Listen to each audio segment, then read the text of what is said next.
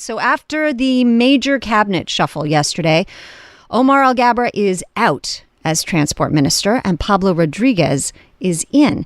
He leaves heritage in the hands of Pascal Saint-Onge and Minister Rodriguez takes on transportation. It certainly has been, I think it's fair to say, one of the most onerous portfolios for the past while, right? Particularly in aviation. It's been plagued with just about every kind of possible problem for Canadians. I'm very happy to meet Minister Rodriguez. He joins us now. Thank you for your time today, sir. Thank you for inviting me, Natasha. Congratulations to you. Thank you. I do want to say, though, what a portfolio to inherit. And I kind of, huge. Yeah, it's huge. And I kind of want to crack a joke that you drew the short straw in getting transportation after such a turbulent time. Whoa. But as we've just said, it's huge, but also at the same time so important. Yes. I want to thank the Prime Minister for his confidence.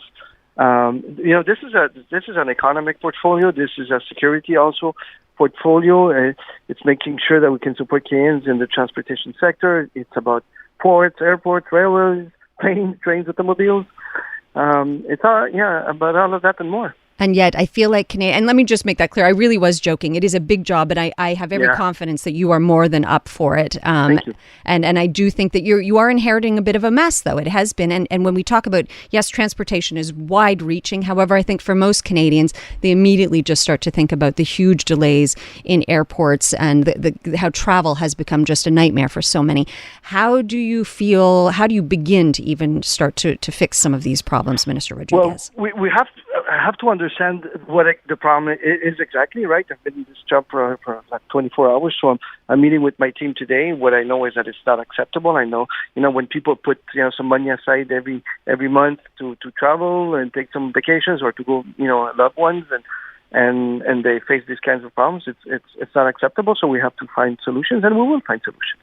And as you said, it is the first day on the job. But can you say something perhaps yes, you'll find solutions, but in terms of making Canadians feel like, it's going to get better? It's about, it could be different ways. It's about doing things differently. It's about using different techniques and materials that will speed lines. It's about discussions that we will have with the airlines.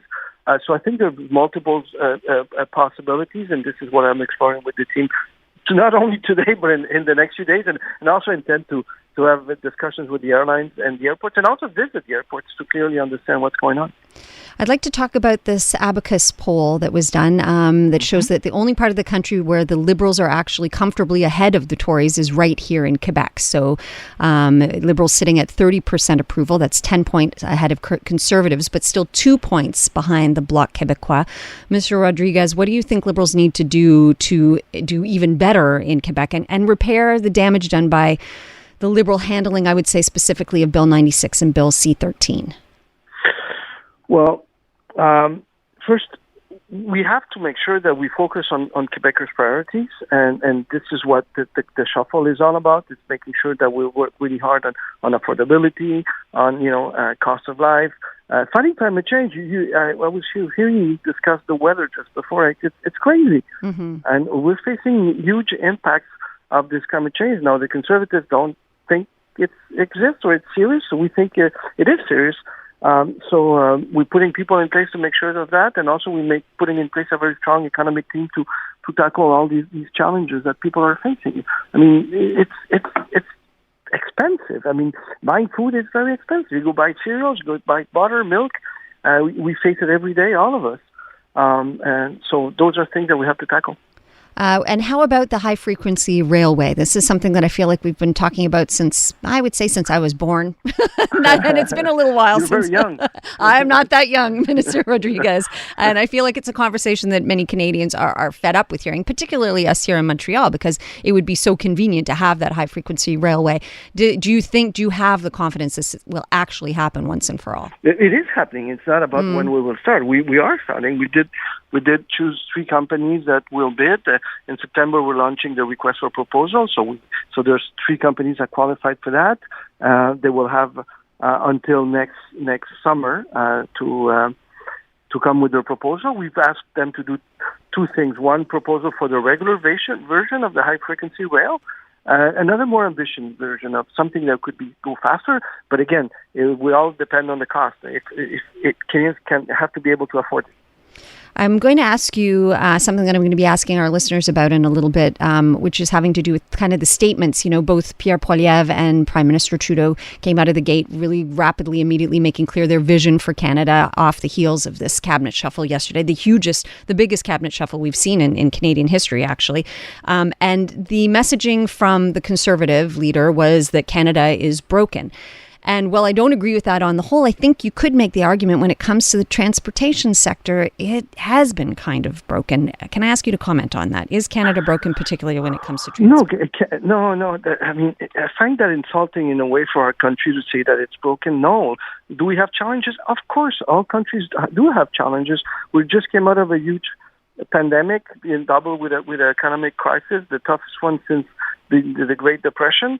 But we're coming out of it. The Canadians are coming out of it because they're doing the hard job. We're just trying to, one, not to be in the way, and two, to put in place measures that can help. But when he says that everything's broken, I don't think it is broken because Canada worked really hard to make this country a better place for them, for their children. They're working hard to make the economy work. They're making hard for a lot of stuff. And is it perfect? Of course it's not perfect. But I think as a nation, we're strong and we're optimistic people. We believe in ourselves. We believe in our country. And we believe that we can do better and we will do better.